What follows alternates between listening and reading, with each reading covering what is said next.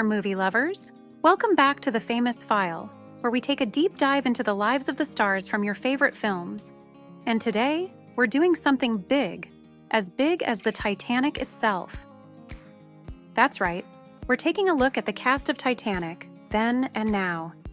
From the icy waters of 1912 to the glamorous halls of Hollywood, the Titanic cast made a huge impact both on and off screen. From Leo and Kate's breakout performances to behind-the-scenes stories and the challenges they've faced since, we're diving into the cast's incredible journeys. What were their lives like before Titanic? How did the movie shape their careers? And what's life been like for these stars in 2024? We'll cover it all. Fame, scandals, struggles, and everything in between. Let's sail.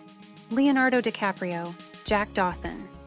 Let's begin with one of the most iconic faces from Titanic, Leonardo DiCaprio, who played the unforgettable Jack Dawson. While Titanic brought him global stardom, DiCaprio's journey began long before the world saw him aboard that ill-fated ship. Born in 1974 in Los Angeles, Leo was actually named after Leonardo da Vinci because his mom felt him kick for the first time while looking at a Da Vinci painting. Talk about destiny. Raised by his mother after his parents divorced when he was a toddler, he grew up in a neighborhood filled with crime and violence. In an interview with the Los Angeles Times, Leo compared his neighborhood to a scene straight out of Scorsese's Taxi Driver. At just 4 years old, he was already seeing people smoking crack and injecting heroin in the alleys near his home. He even lived next to a major prostitution ring, all before he could really understand the world he was living in. By 16, Leo had enough. After being beaten up during his junior year of high school, he decided to quit school, though he would later earn his GED. Despite all of this, Leo had one major support system that kept him grounded: his parents. Leonardo's father, George DiCaprio, played a huge role in shaping his future. George wasn't just any dad. He was deeply involved in the underground comics scene, which exposed young Leo to a creative world most kids his age never experienced. Thanks to his father's connections, Leonardo was able to meet artists, visit comic shops all over, and even watch films starring acting legends like Robert De Niro. It's no wonder that Leo developed such a strong interest in acting early on. DiCaprio's talent began to shine in his teenage years. After landing small roles in commercials, his big break came in 1993 with This Boy's Life, where he starred opposite Robert De Niro, one of the actors he admired growing up. From there, his career skyrocketed, with critically acclaimed performances in films like What's Eating Gilbert Grape, which earned him his first Oscar nomination.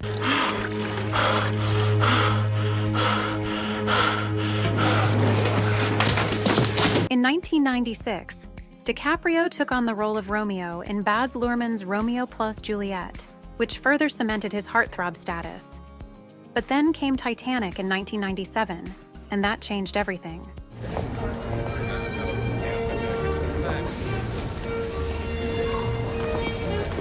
At just 23 years old, DiCaprio became a global superstar, with Jack Dawson becoming a character that fans would never forget. But did you know that Leonardo almost didn't get the part of Jack Dawson? Director James Cameron revealed that he nearly dropped Leo from the cast because of his arrogant and difficult attitude during his audition. Apparently, Leo showed up thinking he was already a lock for the role and wasn't too keen on doing a screen test with Kate Winslet. Can you imagine a Titanic without Leo as Jack? Thankfully, Cameron saw through it and gave him the chance anyway, and the rest is history. Titanic broke box office records and made Leo one of the most sought-after actors in Hollywood. After Titanic, DiCaprio avoided getting typecast as the handsome hero by taking on more serious roles. Films like The Aviator,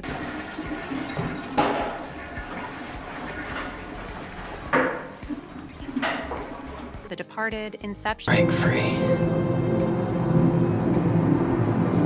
So I decided to search for it. and The Wolf of Wall Street That's the attitude. You can sell anything. Sell me this fucking pen right here. You can sell anything, sell that. Go ahead. Sell me the pen. showcased his versatility as an actor. In 2016, after years of Oscar snubs, he finally won Best Actor for The Revenant. And the Oscar goes to Leonardo DiCaprio. Proving once again that he was more than just a pretty face. he was one of the greatest actors of his generation.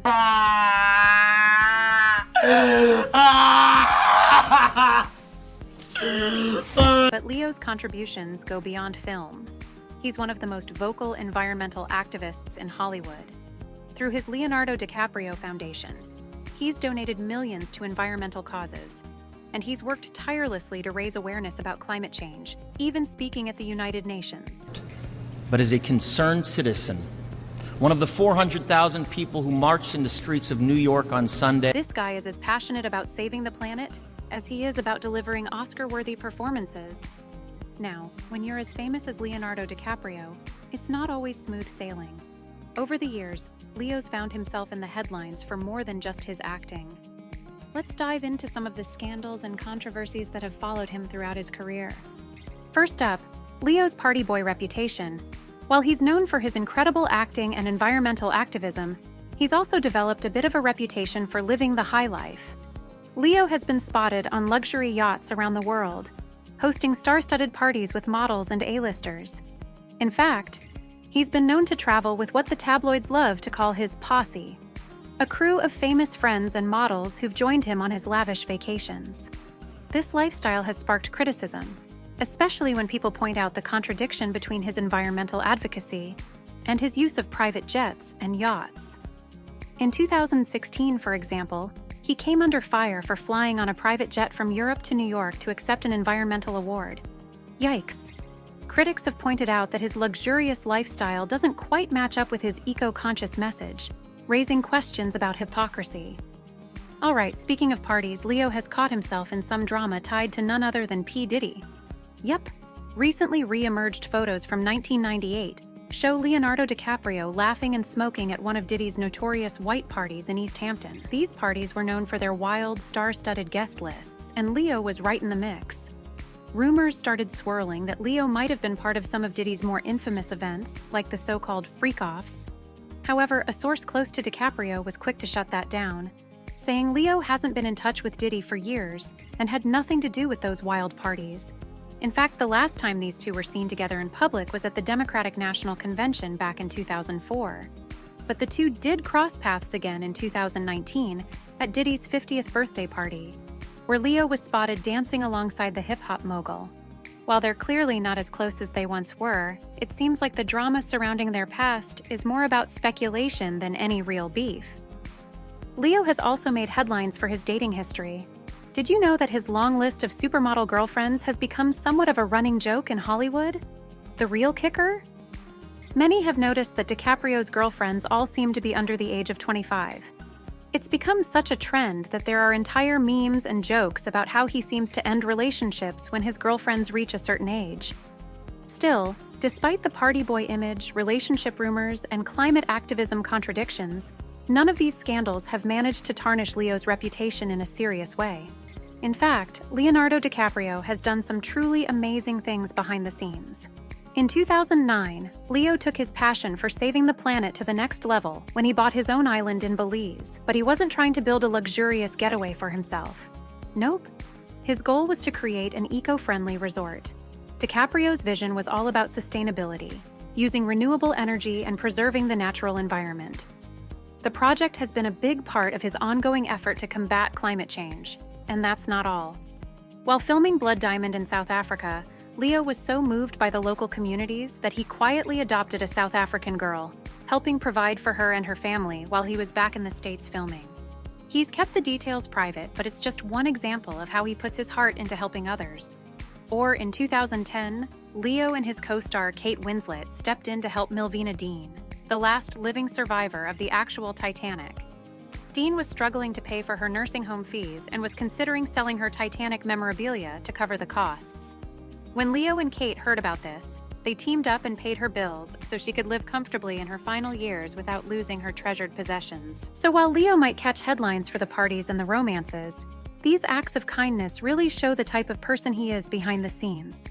From saving the environment to lending a hand to those in need, he's definitely making a positive impact on the world. All right, next up, we'll talk about Kate Winslet's post-Titanic journey. Stick around because there's plenty more to uncover. Kate Winslet, Rose DeWitt Bukater. Kate Winslet, who brought the iconic Rose DeWitt Bukater to life in Titanic. Dawson. Rose Dawson. Let's be real. Who didn't fall in love with Rose and Jack's tragic love story? But there's more to Kate than just Titanic. So let's dive into her incredible journey. Kate Elizabeth Winslet was born in 1975 in Reading, England, into a family of actors, so it was pretty clear early on that the stage was calling her. She was raised in a family where art and drama were central, and by age 11, Kate was already training at the Red Roofs Theatre School. Her early days in the business weren't all glitz and glamour, though. She was often teased for being chubby as a child, but she didn't let that stop her. In fact, Kate's real passion was acting, and she quickly began booking roles in TV series, gaining recognition before even hitting her teens. Kate's big break came in 1994 with the film Heavenly Creatures, where she played a teenage girl involved in a real-life murder case.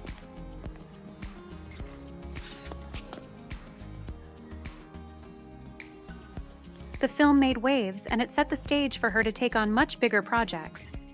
In 1995, Winslet appeared in an adaptation of the Jane Austen novel Sense and Sensibility. Very well. A touch of the truth, but beyond that. I do not think she drew breath from... The film was written by actress Emma Thompson and directed by Ang Lee. Winslet's turn as Marianne Dashwood, a young woman set financially and romantically adrift by the circumstances of her father's death, brought her to the attention of a larger audience and earned her an Academy Award nomination for Best Supporting Actress. But Titanic, in 1997, that was the movie that made her a global sensation. She was just 21 years old when she portrayed Rose, the strong-willed young woman who falls in love with Jack, played by Leonardo DiCaprio. And we all know how that ended. Heartbreakingly tragic, but unforgettable. You're so stupid! Why'd you do that, huh? You're so stupid, Rose! After Titanic, Kate Winslet became a household name, earning critical acclaim for her performances in films like Eternal Sunshine of the Spotless Mind. Hi. Hi. The Reader, For the obvious reason. We couldn't. Why couldn't you? We were God. and Revolutionary Road. In fact, she snagged an Academy Award for The Reader in 2009, but success didn't come without its struggles. And the Oscar goes to Kate Winslet. Fun fact, Kate was actually offered a role in the Lord of the Rings franchise, but turned it down because she didn't want to be tied down to a big movie franchise. In the years following Titanic, Kate was often scrutinized by the media for her body image. She was one of the first stars to speak out against the pressures of Hollywood's unrealistic beauty standards, and she's remained an advocate for body positivity ever since. Now, no one's career is without its controversies, and Kate Winslet has had her share. While she's known for speaking out against Hollywood's beauty standards and for her activism, she's also faced some serious criticism for her professional choices. One of the most significant controversies came from her collaborations with two major figures in the film industry, Woody Allen and Harvey Weinstein. First, let's talk about Woody Allen. In 2017, Kate faced backlash when she defended her decision to work with Allen on the film Wonder Wheel, despite the long-standing allegations of sexual abuse against him. Kate said in interviews that she wasn't aware of the extent of the accusations when she signed on, and that her decision to work with him was based on her admiration for his directing. However, critics quickly pointed out that in light of the Me Too movement, many saw her working with him as a misstep, especially given the serious accusations against him by his adopted daughter, Dylan Farrow. Kate's defense didn't sit well with everyone, and she faced significant backlash from those who felt she should have taken a stronger stance against Allen, especially after so many actresses had come forward to speak out about their own experiences with powerful figures in Hollywood. Then there's the case of Harvey Weinstein, the disgraced former film mogul whose abuse of power in Hollywood was exposed during the Me Too movement. Kate worked with Weinstein on multiple occasions, including in The Reader and Carnage. While Kate has never been publicly accused of any misconduct herself, her involvement with Weinstein's productions has sparked criticism, especially after the flood of sexual harassment and assault allegations against him. Kate has acknowledged the accusations against Weinstein and, in hindsight, has expressed regret about working with him. In an interview, she admitted that she felt a sense of guilt for not having spoken out sooner about the behavior of powerful figures like Weinstein. We learn, we grow, we change. I think we should all be allowed to say, look, I shouldn't have done that, you know. But she's also made it clear that she wasn't aware of the full extent of his actions at the time. While Kate Winslet has had her share of missteps, she's also proven to be one of the first to recognize the changing landscape of Hollywood. She's since been a vocal supporter of the Me Too movement and has taken responsibility for some of the decisions she made in her career, acknowledging the importance of standing up for what's right in an industry that's often quick to turn a blind eye. All right, folks, let's switch gears and dive into the more personal side of Kate Winslet's life. Because as much as we love her for her incredible performances, she's also had quite the romantic journey. Kate's first marriage was to director Jim Threppleton, with whom she shares a daughter, Mia. They were married for a few years in the late 90s and early 2000s, but they eventually separated. Then, she married director Sam Mendes, with whom she had a son, Joe. That marriage lasted about 7 years, but they too went their separate ways. Fast forward to 2012, and Kate found love with Ned Rock'n'Roll. Yes, that's his actual name. An entrepreneur and nephew of Richard Branson. Together, they have a son named Bear Blaze.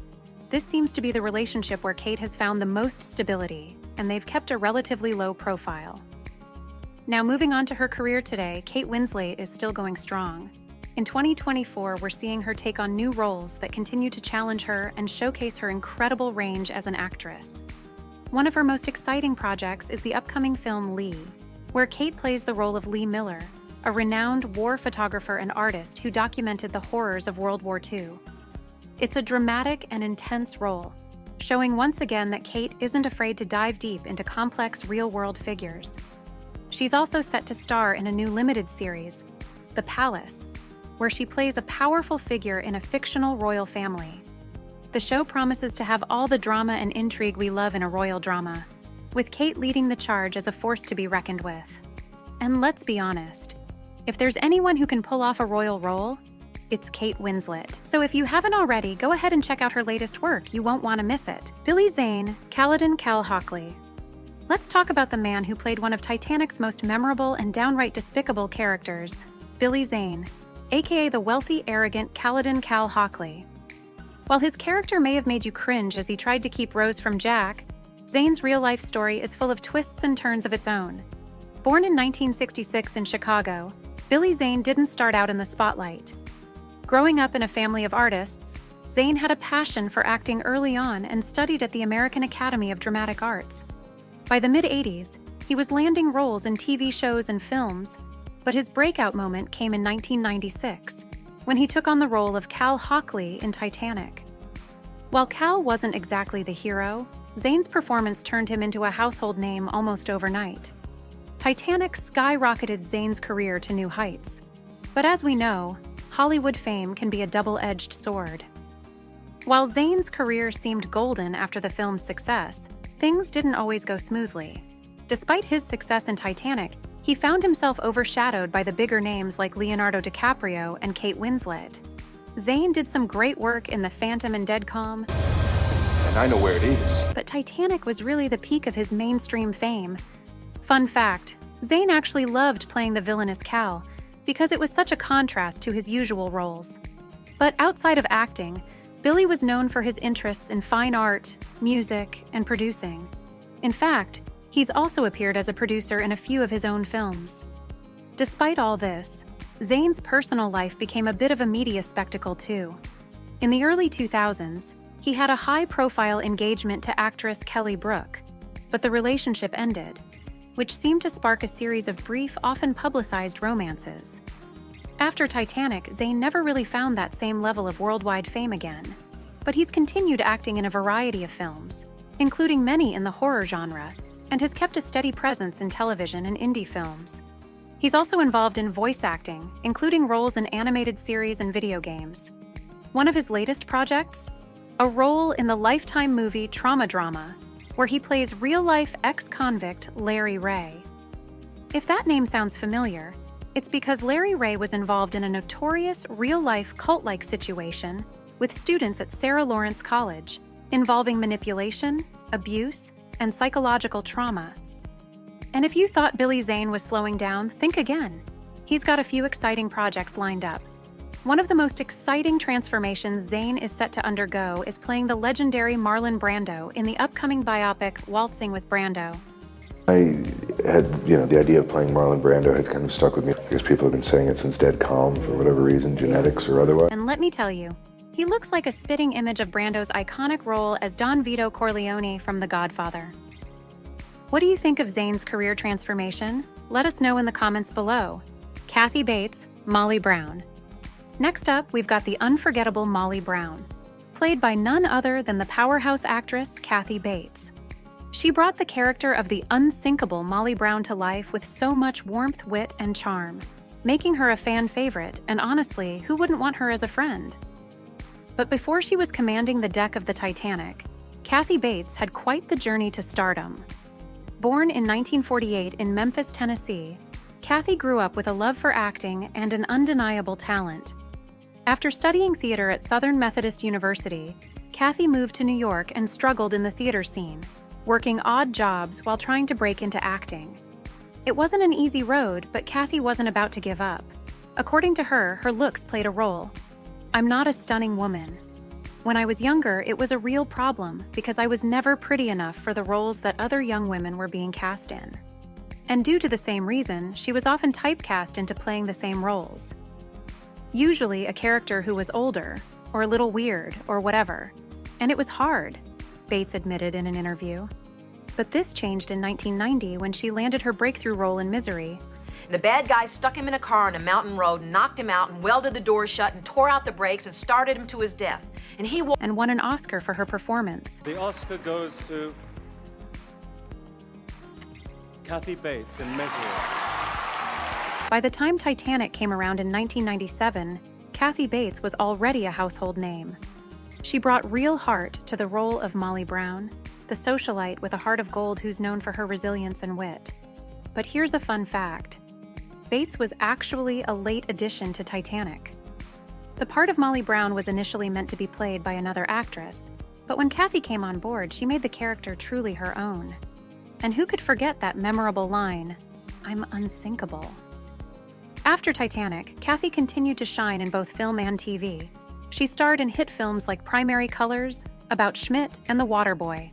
God, I wish we castrated you when we had the chance. Libby, you're talking on a cellular phone. Oh, shit.